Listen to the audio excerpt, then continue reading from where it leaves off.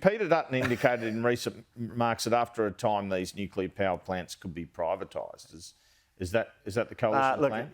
Yeah, right now our focus is on getting affordable, reliable energy into the system. In the short term, it'll be gas. We know we've got to get more gas into the system alongside the record level. And eventually you want to build 7 nuclear power plants. And the base load zero emissions power we get from nuclear power stations are part of our policy, Andrew. And would they eventually be privatised? Well, I'm not going to get into.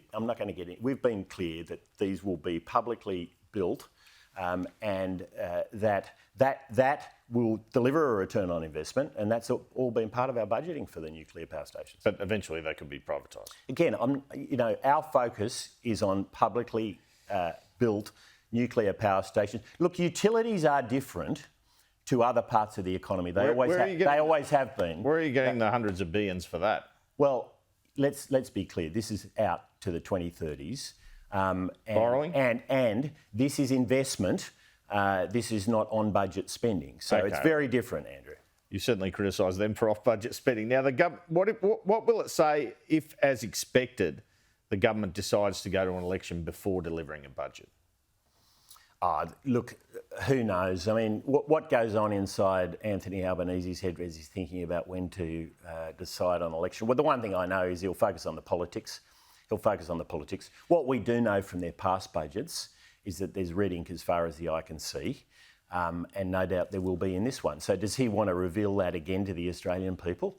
I'm not sure. That's a question for him. But what I do know, Andrew, is if we get another 3 years of Labor, we'll continue to see the economic mismanagement we've seen in this 3 years, and Australians have paid a high price for that. Briefly, do you think Jim Chalmers should deliver an economic statement if he doesn't deliver a budget? Well, I do think he's got to clarify a number of the issues in his agenda that we don't know the answers to. I mean, of the $110 billion of spending we've opposed, how much of it has he spent? How much of it has he spent? Yeah. What's happened with the contingency fund? I mean, how much of this health announcement has already been budgeted for and how much is not? We don't know the answer to those questions. There's a lot of government spending that we don't know about. Right. We don't know how he's going to pay for all these extra public servants a couple of years ago. Speaking of spending, your policy of a tax break on work lunches for small to medium business, how much do you believe it will cost the budget? Well, because the government says over $1 billion. Well, the government is making this stuff up. I mean, really, honestly, it's pathetic. And it's Treasury, right? Well, except it's clear that the government was seeking to politicise the Treasury. The government asked Treasury to model coalition policy. You know that is a complete breach. Well, how much does it cost? Well, we've been clear that it'll be under $250 million, and we'll come out with the detailed costings for that and everything else in the lead up to the election. And we don't know when the election's even going to be. Just lunch, Andrew. Not golf? It's been clear all along. This is focused on meals. That's the focus.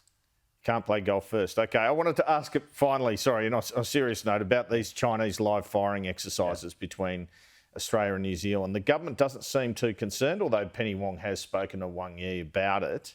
They seem concerned about the notice as opposed to the practice. What's your reaction? Oh, well, I just think they're not standing up for their national interest. I mean, there needs to be mutual respect in these relationships, and that's about more than just notice. I mean, saying you need notice for someone to sit off your coast and engage in gunboat diplomacy, which is exactly what's happened here. I mean, that's completely unacceptable. And the government needs to say that very clearly. I mean, look, it's important we have the best possible relationship we can with China. There is no doubt about that. But it has to be in the context of mutual respect.